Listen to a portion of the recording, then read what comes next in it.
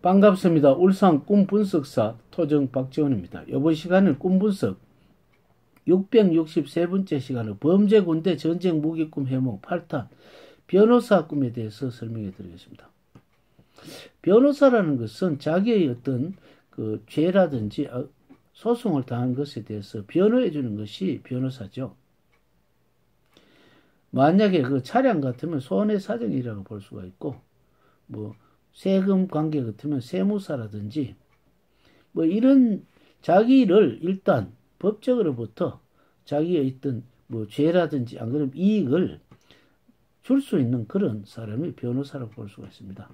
큰 사업을 하는 사람은 자기 자신 그 회사 자체 소속되어 있는 변호사가 있죠. 그런 어떤 법적으로 자기에게 소속되어 있는 변호사는 자기의 어떤 하는 일에서 뭐 세무적인 일이라든지 여러 가지 이익을 줄 수 있도록 하는 것이 그 어떤 변호사라고 볼 수가 있습니다.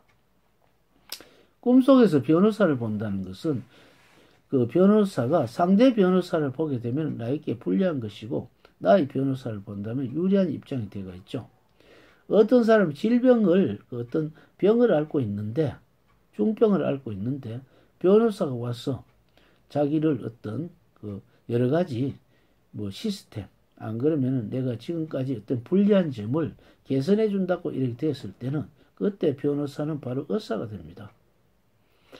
변호사가 조목조목 따져준다는 것은 의사가 하나하나 진단을 해서 아직 조직 검사를 통해서 나의 병을 한 개 한 개 체크를 해서 중병에 걸리지 않게, 지금까지는 중병에 걸렸지만 낫게 하는 시스템을 만든다는 것이죠.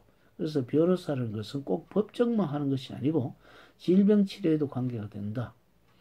나를 어떤 구속하는 것이 아니고 나에게 이익을 준다. 그러나 경비가 나가는 것은 사실이죠. 왜냐하면 경비가 나간다는 것은 항상 이익이 많기 때문에 경비가 나가는 것입니다. 우리가 농사를 짓는데도 비료라든지 농약은 필수가 들어가죠. 그래야만이 병충해 없기 때문에 우리는 또 무슨 관리를 하는 관리사를 하더라도 내 대신에 하기 때문에 월급을 줘야죠. 어떻게 보면 이것은 지렛대 원리죠. 변호사라는 것은 지렛대 원리다. 내가 하는 것 대신 내보다 일을 많이 하고 유능하게 하는 대신 내가 줄 수 있는 것이 경비다.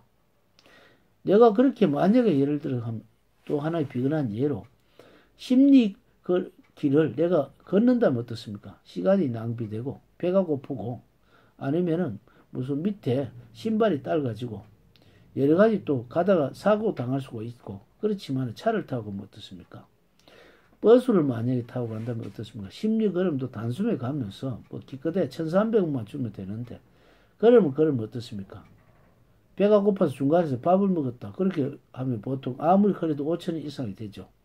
그렇기 때문에 우리는 이 변호사라는 것은 나를 대신해 줄 수 있는 지렛대 원리다. 자동차도 어떻게 보면 내게 변호사 역할을 할 수가 있고, 지식도 나에게 변호사 역할을 할 수 있고, 어떻게 보면 유튜브를 통해서 정보를 얻는 것도 변호사 격이다. 나에게 샀을 기원이다. 내가 그러니까 긍정적인 사고, 나에게 지혜, 이것이 나에게는 변호사다. 나를 변호해 줄 수가 있다. 나를 대신 나에게 안 좋은 것을 막아줄 수가 있다. 내가 건강히 운동을 하는 것도 변호사 역할을 할 수가 있죠. 그렇기 때문에 항상 이것이 보디가드다. 희망을 갖고 있는 것도 변호사고 보디가드다. 이렇게 볼 수가 있죠.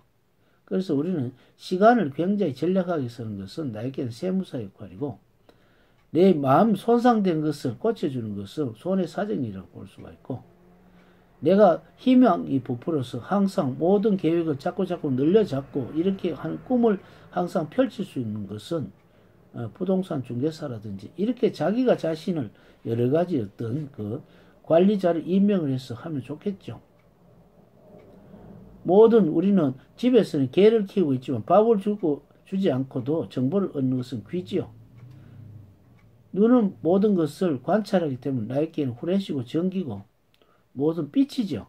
이렇게 우리는 항상 인체를 항상 이렇게 분류해서 하는 사고를 가지면 재밌기도 하고 나를 보호해주기도 하죠. 그래서 이번 시간에는 변호사라는 것은 나를 보호해주는 장치다. 그러니까 눈은 나를 보는 것으로 보호해주고 정보를 미리 주고 귀는 들림으로써 내 마음을 감정을 조절해주는 장치다. 이렇게 볼 수가 있습니다. 다음 시간에 강독금에 대해 설명해 드리겠습니다. 감사합니다.